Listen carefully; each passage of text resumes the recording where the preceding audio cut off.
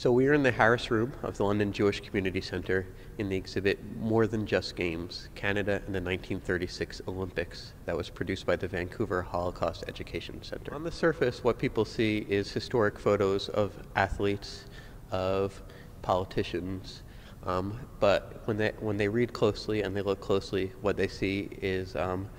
potential turning point when the world was made aware of what was going on in Nazi Germany, and perhaps was a chance to make things happen differently. The exhibit tells the story of the games, of how they came to be in Nazi Germany, of some of the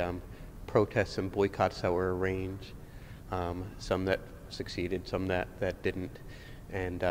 also the experiences of athletes and journalists as they came and Canadians had their first intersection with the Nazi regime in many respects, and what they brought back, and what they did do and what they didn't do. The question of whether the games were a propaganda success for the Nazi regime remains open. The regime was able to continue in the brief period between the Winter Olympics, which were hosted in Germany, and then followed 6 months later by the Summer Olympics. The Nazis continued to tear up international treaties, to build armaments, and in that sense, it can be looked on as a failure. But what we remember now sometimes is the experiences of great athletes like Jesse Owens from the U.S. or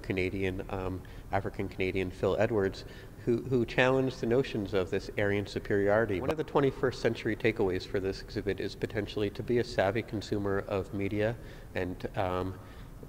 that there's an ethical responsibility that everyone has in the face of propaganda that we're constantly barraged with, whether it's political engineering, consumer engineering, or anything like that, that in the end it's up to us as individuals and as community members and as potential activists and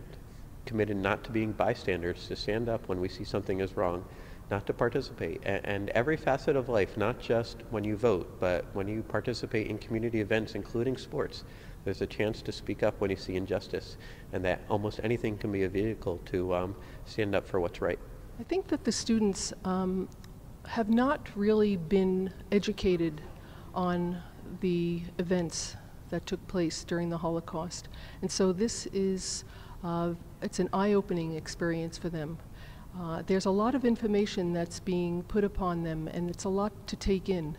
So I think that they were, first of all, they were very attentive, and I think it's going to take a while for them to digest all this information, and hopefully their teachers back in their classrooms will go over the events and what we talked about today. So I think that this is a very important area that needs to continue, not just today,